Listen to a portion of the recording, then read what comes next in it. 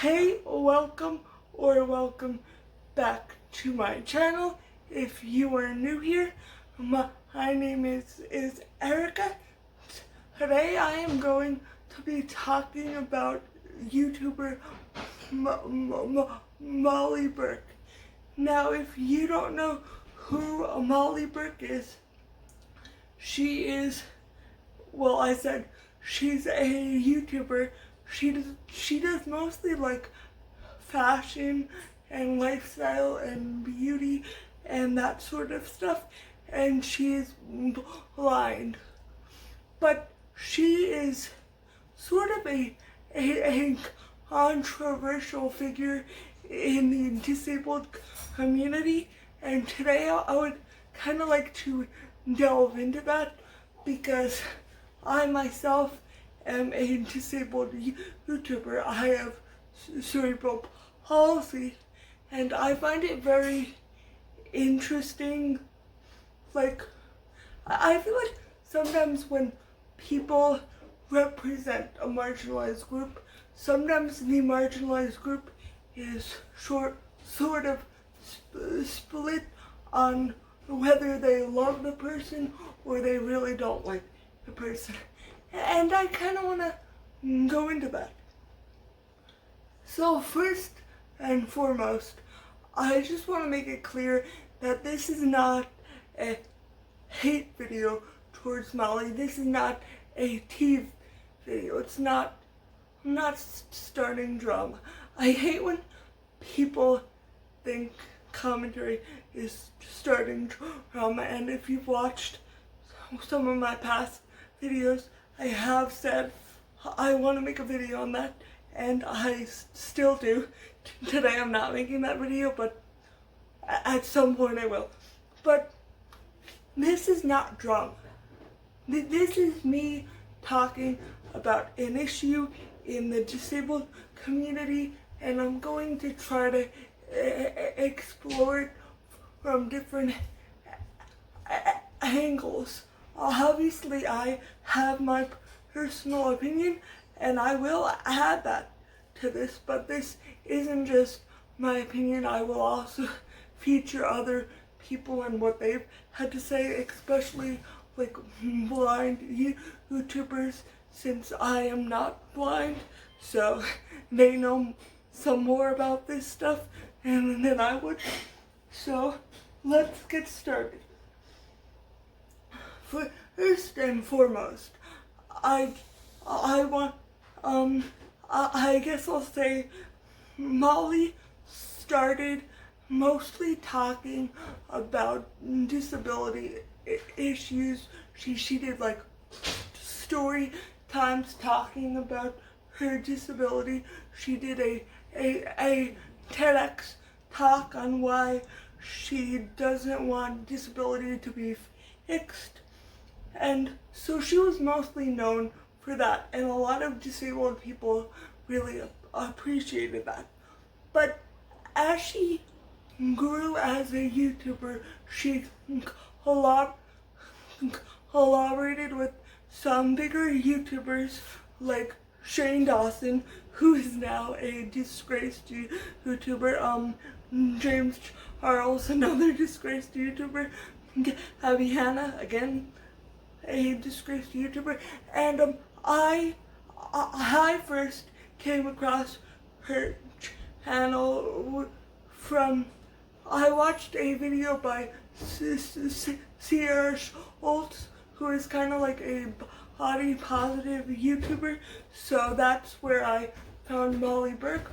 But a lot of the criticism surrounding Molly ends up being because she started talking about disability, and now she does mostly fashion and beauty and lifestyle, and a lot of disabled people don't appreciate that. And I personally can see both sides of that. From one side, like as a disabled person, you don't want to be pigeonholed into only being disabled, only talking about disability. But on the other side, it's like you are in a unique position where you can advocate and you can bring awareness to things and shed light on issues that other people may not see otherwise. So when your whole channel was centered around disability and now you like to switch it up, which is awesome. Good for you. But I think there are a lot of people wondering why you're not tying it in with your advocacy work, because that would be awesome. You realize how much you could market yourself and you would explode if you did that? And I recently had this girl on Twitter, and I know that most people don't feel this way. I get positive feedback and comments far more than negative. But for any of you who may also feel this way, I want to explain myself. So I got this tweet from this girl basically saying that she feels like I need to take a break from YouTube because I'm running out of content ideas and I'm just making videos for clicks, like the video about my boobs or my fashion hauls and my But that's how it seems. You've built this whole channel on being a motivational speaker for the blind, an educator to sighted people about the blind, and now you're doing stuff that has nothing to do with that. And it's your prerogative. But you have to understand, when you've marketed yourself as something and then you do something completely different,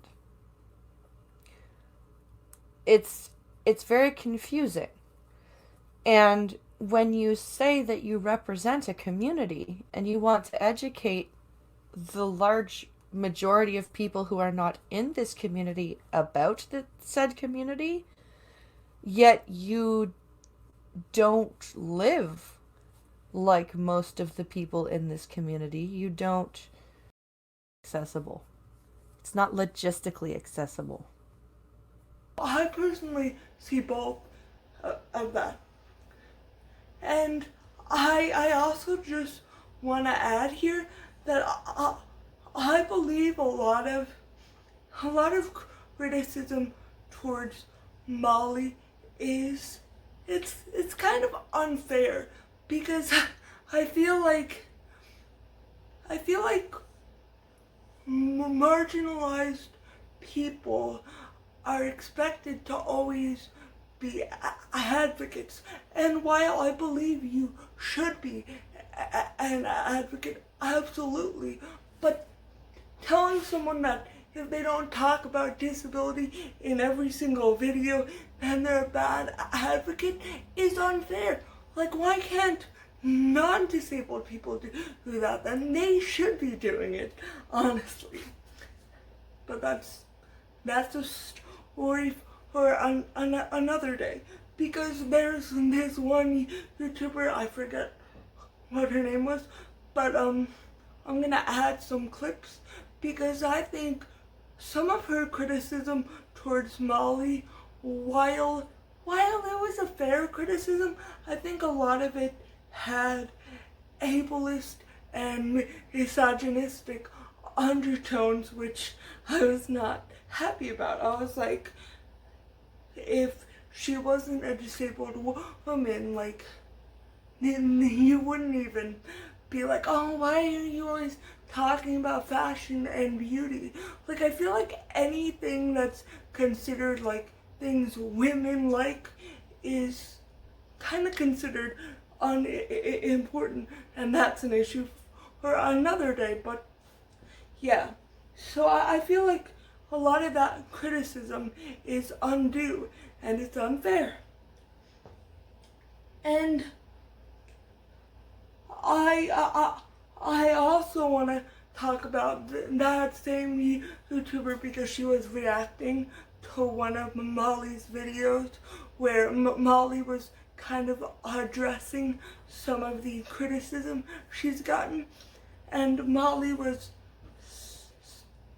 but that video was also, I think it was like 5 things you didn't know about blind people, and she was talking about like the marriage and divorce rates.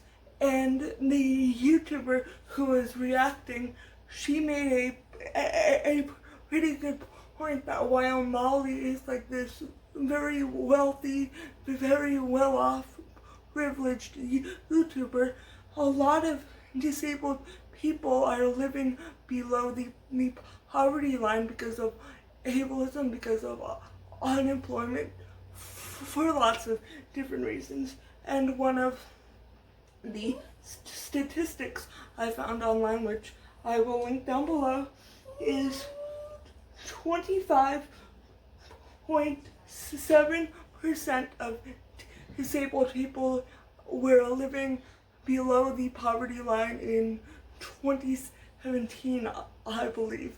If not, I will correct it when I go to edit this video, but hopefully I'm right, because that's what I wrote in my notes. And so the YouTuber was making a point that a lot of blind people, first of all, can't afford to get married because marriage equality does not exist when you're disabled, because if you get like government funded healthcare and like benefits, if you get married to someone, you can be taken off of that, so then you can't afford to survive because being disabled is expensive. And it should not be like you have to worry about paying for personal care attendants and wheelchairs and ramps and this and that and so on and so forth, which is an issue for another day. But so basically Molly is sitting here in her like very fancy house with her designer clothes, and she was talking about how it's great that the divorce rate for blind people is so low. And another point that other YouTuber made was that getting divorced can be expensive, and also if kids are involved, that can be very difficult, especially if you're a disabled person. The courts may discriminate against you and think you're an unfit parent just because you're disabled, which is very messed up, obviously. And a lot of disabled people end up being stuck in abusive relationships. So just looking at a statistic doesn't show you the entire story. Sometimes you have to dig deeper. And a lot of the criticism against Molly is that she does not always dig deeper. In fact, most of the time, she doesn't. And I realize she didn't sign up to be some academic or intellectual, but if you are doing some sort of advocacy, please put in a little bit of research. Like, you don't have to know everything about one topic, but it's kind of bad if you're sitting there spouting off statistics and being like, isn't this great? When in reality, those statistics sometimes represent something that's not good, like people being trapped in abusive relationships. And also a lot of the criticism against Molly that I've seen is that her becoming wealthy and successful, it changed her. Like, people say she used to seem down to earth, and now she seems a bit more condescending, and she can come across as very like out of touch. And I personally have my thoughts on like wealth and like wealthy people on social media like trying to flaunt their wealth, but I don't believe that should be the main criticism against her, even though that does annoy me, that she does that. Like, she has all these hauls where she shows off her designer clothes, and that can be quite annoying. But I don't think she should get as much hate as she currently does for that.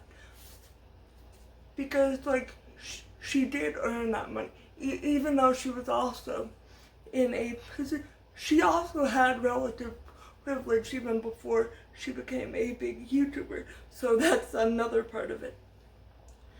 And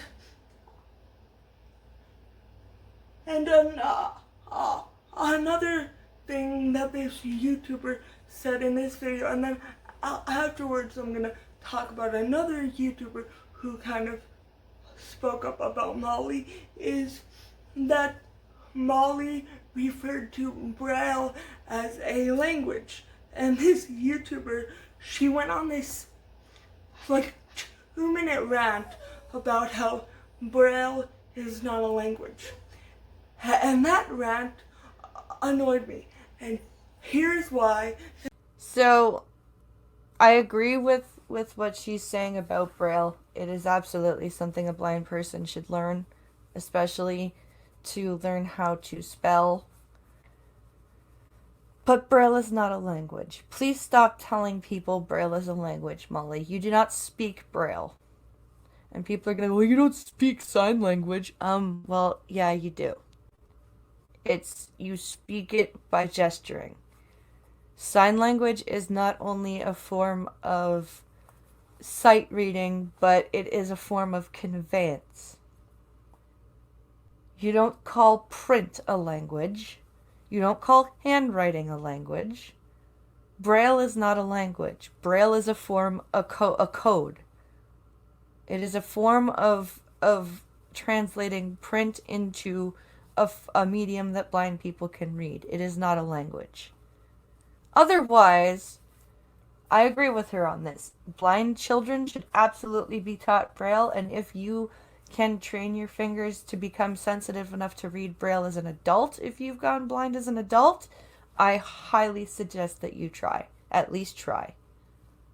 And this is kind of a controversial take, I guess, to have on this, but I don't care if experts classify Braille as a language, because when I was in high school, one of my teachers said that deaf culture is a thing, but disability culture is not, because we don't have our own language and all that. And I'm like, if you're not disabled, I don't care what you have to say. If it's a bunch of cisgender, able-bodied white men sitting around deciding what counts as a language and what counts as a culture, frankly, I don't give a flying fuck. Because I don't care if you're not disabled. You don't get a say on whether disability culture exists. Because you know what? It does. Because when I went to camp, disability culture was the practice of us all helping each other out and doing our part. Because if we couldn't do one thing, somebody else could. And if they couldn't do something, we could. So we were all interdependent, and we all just lived as this community. That is what disability culture is, in my personal belief. It is this thing that able-bodied people rarely get to experience, and I find that to be sad, because I believe that disability culture would make the world just a better place in general. But again, that's for another day. And the second YouTuber I watched, I believe her name is Joy, and I will link her channel down below. But generally really enjoyed her content.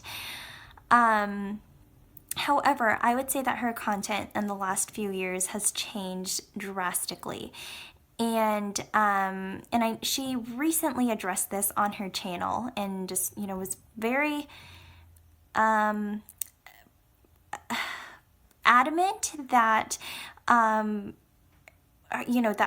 that her content has changed, but it has evolved for the better, and that she's, all of her content that isn't directly related to disability is implicitly related to disability, and that she works to normalize blindness, which I think is a valid thought and intent. But my concern is that I don't think that comes across the way she perhaps wants it to. she was talking about how she's tired of Molly wanting her wealth. And like, I understand that. But then another thing Joy said that I kind of disagreed with. Well, I didn't completely disagree, but there were parts of it that I personally disagreed with, and I will hopefully be able to put in clips. But Joy said that Molly shouldn't be like the face of the blind community, which I agree that Molly shouldn't be the face of the blind community, because no one person should be the face of any community, because all communities are diverse. But Joy said that Molly shouldn't be the face of the blind community because Molly is not independent. But here's my thing. Independence in my vocabulary is a bad word. It is a word that I never use. Well, I'm not going to say never, because obviously I just said it, but the reason I don't use the word independent is because it has so many ableist connotations. Many people believe that if you need other people to help you with stuff, you're not independent. But if we're going to use that definition, then by definition, almost nobody is independent, unless people are living off the grid and like doing their own farming and stuff like that. They're not independent because we live in this global economy where we all kind of rely on other people, even if we don't like to think about it that way. Like, you don't grow all your own food. You don't go out and hunt for your food. I mean, you might once in a while, but it's not something you do to sustain yourself. You're not making all your clothes and like weaving and I don't know how clothes are made, so I just forget I said weaving, please. You don't make your own shoes. You're probably not building your house from scratch and chopping down trees to get all the wood. So basically, nobody's independent. And the push for disabled people to never rely on other people is ableist. Because you know what? I could probably be able to shower on my own. But number one, it's a big safety hazard. And number two, it depletes all of my energy. So then I wouldn't have the energy to make YouTube videos. I wouldn't have the energy to go to school, to have a job. So saying that Molly is dependent and that that's a negative thing and she shouldn't represent the blind community is extremely ableist. Because me needing help getting dressed and showering makes me no less valid of a human being than somebody that could do all of that themselves. And I'm tired of hearing people like pit people against each other. Like, someone who's a full-time power chair user isn't worse than me because I can walk. I mean, obviously they face ableism on a different level than I do, but if we're really going to view people in a way that is equitable and humanizes everybody, then we're not going to try to hit people against each other. And I feel like a lot of the criticism against Molly comes from that. Even though I'm not Molly's biggest fan, I do think she could do more for the disabled community, and also I feel like sometimes she comes across as entitled, but again, she is quite wealthy, so I guess that kind of comes with the territory. I don't know. I would like to think that people can stay down to earth even if they've become very successful in like in the financial sense of the word. And I mean, I don't really watch Molly's videos, even the ones about disability, because I kind of feel like she is the type of person who, although she'll say she doesn't promote like toxic positivity and inspiration porn, because these are things she has spoken up against, I feel like she still does, because she wants to be viewed as like this disabled person who kind of overcame barriers. And I think that is a big part of inspiration porn. And of course, you may not agree with me, but that is what I feel. I feel she promotes that, and she's a motivational speaker, which, I mean, I could have a whole video on why motivational speaking is problematic, and I mean, I think that's all I really have to say today. It was a pretty long video anyway.